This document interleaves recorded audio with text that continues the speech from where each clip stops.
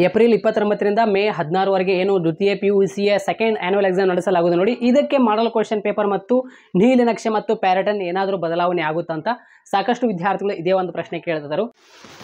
Hello hi guys, ದ್ವಿತೀಯ PUC ಎಲ್ಲ ವಿದ್ಯಾರ್ಥಿಗಳಿಗೆ ಇವತ್ತು ಈ ಒಂದು ಡೇನಲ್ಲಿ ಅಪ್ಡೇಟ್ ಕೊಡ್ತಾ ಇದ್ದೇನೆ. ಸೊ ಎಲ್ಲ ವಿದ್ಯಾರ್ಥಿಗಳಿಗೆ ಈ ಒಂದು ಡೇ ಶೇರ್ ಮಾಡಿ.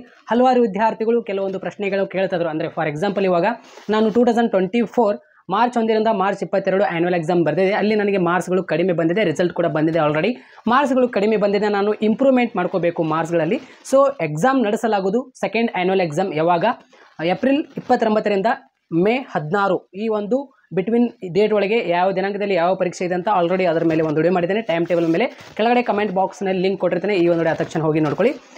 ಏಪ್ರಿಲ್ 29ರಿಂದ ಮೇ 16ವರೆಗೆ ಈ ಒಂದು ದ್ವಿತೀಯ PUC 2024 ಸೆಕೆಂಡ್ ಆ್ಯನ್ಯುವಲ್ ಎಕ್ಸಾಮ್ ನಡೆಸಲಾಗುವುದು.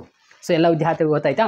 ಸೊ ಈ ಒಂದು ವಾರ್ಷಿಕ ಪರೀಕ್ಷೆಯಲ್ಲಿ ನಾನು ಎಕ್ಸಾಮ್ ಬರೀದು ಇಂಪ್ರೂವ್ಮೆಂಟ್ ಮಾಡ್ಕೋತೀನಿ ಮಾರ್ಕ್ಸ್ಗಳು. ಸೊ ನಾನು ಎಕ್ಸಾಮ್ ಬರೀಬಹುದಾ? ಎಸ್ ಬರೀಬಹುದು. ನೀವು ಕಾಲೇಜ್ ಹೋಗಿ ರಿಜಿಸ್ಟ್ರೇಷನ್ ಮಾಡ್ಕೋಬೇಕಾಗುತ್ತೆ. ಅಂದರೆ ನೀವು ಒಂದು ವಿಷಯದಲ್ಲಿ ಅಂದರೆ ಅಥವಾ ಎರಡು ವಿಷಯಗಳಲ್ಲಿ 2 ವಿಷಯಕ್ಕೆ 270, ಅದೇ ರೀತಿ ಒಂದು ವಿಷಯಕ್ಕೆ 140, 3ಕ್ಕಿಂತ 4 ವಿಷಯಗಳು ಇರ್ತಾವೆ ನೋಡಿ, 400 ರೂಪಾಯಿ ಅಂತ ಈ ರೀತಿ ನಿಮಗೆ ಅಮೌಂಟ್ ನಿಗದಿ ಮಾಡಿದ್ದಾರೆ.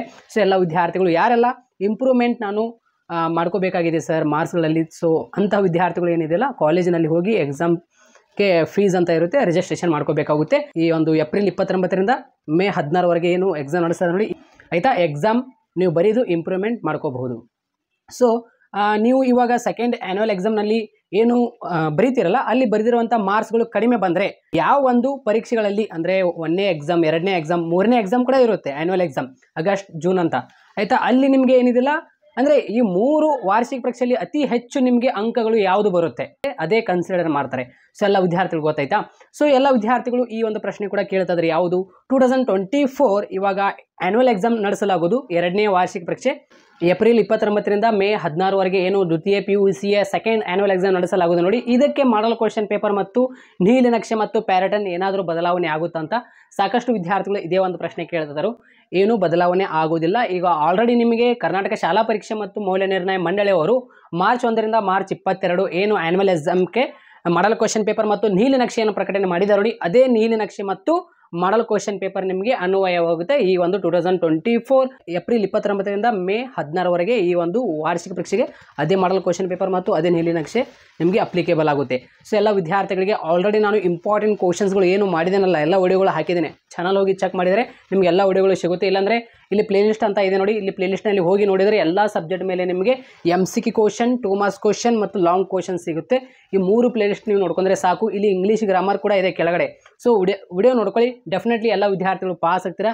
ಯಾವ ಒಂದು ವಿಷಯದಲ್ಲಿ ನೀವು ಫೇಲ್ ಆಗಿರಲ್ಲ ಎಲ್ಲ ವಿದ್ಯಾರ್ಥಿಗಳು ಇಲ್ಲಿ ಪ್ಲೇಲಿಸ್ಟ್ನಲ್ಲಿ ಬಂದು ವಿಡಿಯೋಗಳು ನೋಡ್ಕೊಳ್ಳಿ. 2024ಗೆ ಸಂಬಂಧಪಟ್ಟಂತೆ ಇಂಪಾರ್ಟೆಂಟ್ ಕ್ವಶನ್ಸ್ಗಳು ಆಗಿರ್ತದೆ. ಡೆಫಿನೆಟ್ಲಿ ನಿಮಗೆ ಸೆಕೆಂಡ್ ಆ್ಯನ್ಯುವಲ್ ಎಕ್ಸಾಮ್ ಕೂಡ ಇವೇ ಇಂಪಾರ್ಟೆಂಟ್ ಕ್ವಶನ್ಸ್ ಇವೇ ಬರುತ್ತೆ. ಆಲ್ರೆಡಿ ನಾನು ಏನು ವಿಡಿಯೋಗಳು ಹಾಕಿದ್ದೀನಲ್ಲ ಅವೇ ವಿಡಿಯೋಗಳು ನಿಮಗೆ ಬರುತ್ತೆ. ಮತ್ತು ನಿಮ್ಮ ಕಡೆ 2024 ಆ್ಯನ್ಯುವಲ್ ಕ್ವಶನ್ ಪೇಪರ್ ಕೂಡ ಇದೆ, ಅದು ಕೂಡ ಓದ್ಕೊಳ್ರಿ. ಮತ್ತು ಕರ್ನಾಟಕ ಶಾಲಾ ಪರೀಕ್ಷೆ ಮತ್ತು ಮೌಲ್ಯ ನಿರ್ಣಯ ಮಂಡಳಿಯವರು ಮಾಡಲ್ ಕ್ವಶನ್ ಪೇಪರ್ ಏನು ಪ್ರಕಟಣೆ ಮಾಡಿದವ್ರಿ ಅದು ಕೂಡ ಓದ್ಕೊಳ್ರಿ. ಸಾಕು, ಇಷ್ಟೇ ಓದ್ಕೊಂಡು ಬಿಡ್ರಿ, ನೀವು ಜಸ್ಟ್ ಪಾಸ್ ಆಗ್ತೀರಾ, ಆರಾಮಾಗಿ ಪಾಸ್ ಆಗ್ತೀರಾ. ಸೊ ಏನು ವರಿ ಮಾಡ್ಕೊಂಡು ಹೋಗ್ಬಿಡ್ರಿ. ಸೊ ಎಲ್ಲ ವಿದ್ಯಾರ್ಥಿಗಳಿಗೆ ನೋಡಿ ಶೇರ್ ಮಾಡಿ. ಯಾವುದೇ ರೀತಿ ಬದಲಾವಣೆ ಆಗಿರೋದಿಲ್ಲ, ಅದೇ ಸೇಮ್ ಇರುತ್ತೆ. ನಿಮಗೆ ಏನಿದಿಲ್ಲ 80 ಮಾರ್ಕ್ಸ್ಗೆ ಆ್ಯನ್ಯುವಲ್ ಎಕ್ಸಾಮ್ ಇರುತ್ತೆ. ಈ 80 ಮಾರ್ಕ್ಸ್ನಲ್ಲಿ ನಾನು ಹೇಳಿದೆ, ನಾನು ನಿಮಗೆ 80 ಮಾರ್ಕ್ಸ್ನಲ್ಲಿ 35ಕ್ಕಿಂತ ಹೆಚ್ಚು ಮಾರ್ಕ್ಸ್ ಬರಬೇಕು ನಿಮಗೆ. ಕೆಲವೊಂದು ವಿದ್ಯಾರ್ಥಿಗಳಿಗೆ ಪಾಸಿಂಗ್ ಮಾರ್ಕ್ಸ್ ಗೊತ್ತಿಲ್ಲ. ಅಂದರೆ ಇವಾಗ ಫಾರ್ ಎಕ್ಸಾಂಪಲ್ 4 ಸಬ್ಜೆಕ್ಟ್ ಮೇಜರ್ ಇರುತ್ತೆ ಕೆಳಗಡೆ ಮತ್ತು 2 ಸಬ್ಜೆಕ್ಟ್ ಮೇಲ್ಗಡೆ ಇರುತ್ತೆ ಲಾಂಗ್ವೇಜ್ ವಿಷಯಗಳಲ್ಲಿ.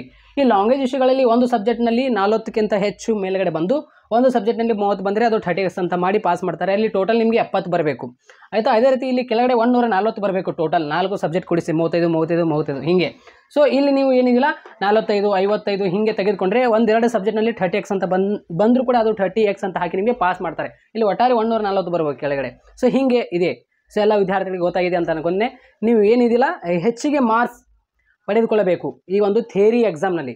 ಅಂದರೆ ಥಿಯರಿ ಎಕ್ಸಾಮ್ ಅಂದರೆ ಇವಾಗ ಏಪ್ರಿಲ್ 29ರಿಂದ ಮೇ 16 ನೀವು ಏನು ಸೆಕೆಂಡ್ ಆ್ಯನ್ಯುವಲ್ ಎಕ್ಸಾಮ್ ಬರೀತಿರಲ್ಲ, ಇಲ್ಲಿ ಹೆಚ್ಚಿನ ಮಾರ್ಕ್ಸಿಗೆ ಪಡೆದುಕೊಳ್ಳುವ ಪ್ರಯತ್ನ ಮಾಡಿರಿ. ತಾನಾಗೆ ನಿಮ್ಮದು ಇಂಟರ್ನಲ್ ಎಲ್ಲ ಕನ್ಸಿಡರ್ ಆಗಿ ಏನಿದಿಲ್ಲ ಜಸ್ಟ್ ಪಾಸ್ ಕೂಡ ಆಗುತ್ತೆ. ಇಂಟರ್ನಲ್ ನಿಮಗೆ ಒಂದು 11 ಬಿದ್ದರೆ ಇಲ್ಲಿ ನೀವು ಏನಿದಿಲ್ಲ ಇಲ್ಲಿ ನೀವು ಒಂದು 30 ಮಾರ್ಕ್ಸ್ ತೆಗೆದುಕೊಂಡ್ರಿ, ಇಲ್ಲಿ 41 ನಿಮಗೆ ಪಾಸ್ ಆಗಿಬಿಡುತ್ತೆ. ಇಲ್ಲಾಂದರೆ ನೀವೇನು ಮಾಡಿರಿ, ಇಲ್ಲಿ 25 ತೆಗೆದುಕೊಂಡ್ರೆ ಆಯಿತಾ. ಇಲ್ಲಿ 25 ನೀವು ಇಂಟರ್ನಲ್ ಇಲ್ಲಿ ನೀವು 25 ತೆಗೆದುಕೊಂಡ್ರೆ ಸೆಕೆಂಡ್ ಆ್ಯನ್ಯುವಲ್ ಎಕ್ಸಾಮ್ನಲ್ಲಿ 25 ನಿಮಗೆ ಇಂಟರ್ನಲ್ 11 ಕೊಟ್ಟಿದ್ದಾರೆ ಅಂತ ಅನ್ಕೊಳ್ಳಿ, ಅಥವಾ 10 ಕೊಟ್ಟಿದ್ದಾರೆ ಅಂತ ಅನ್ಕೊಳ್ಳಿ.